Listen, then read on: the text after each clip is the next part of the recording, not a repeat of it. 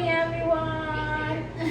Bago ang lahat, before ako maglakad, tsaka mag-bike, ito muna ginagawa ko, kailangan mabend ko muna itong waist ko.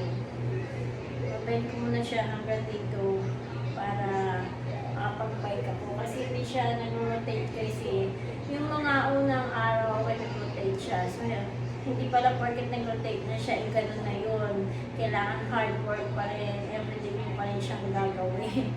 So, tinan mo yan, di ba? Nung nakaraan, kailan ba ko na nakapag-18 o 21 na ngayon. So, ngayon, kapag kunyari bagong gising ako, ganito siya. Yan, hindi siya nagbe-bend agad.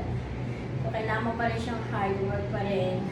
Kailangan mo siyang practice muna bago siya talaga mag-bend. Kasi,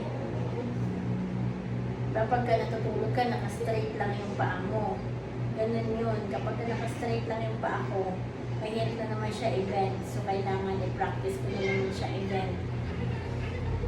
Hindi yung na-bend mo na nung nakaraan, bend na siya. Hindi po ganun. Practice pa rin. Kailangan ko pa rin ng practice. So, tinan mo. Diba? Masakit. Masakit siya, guys.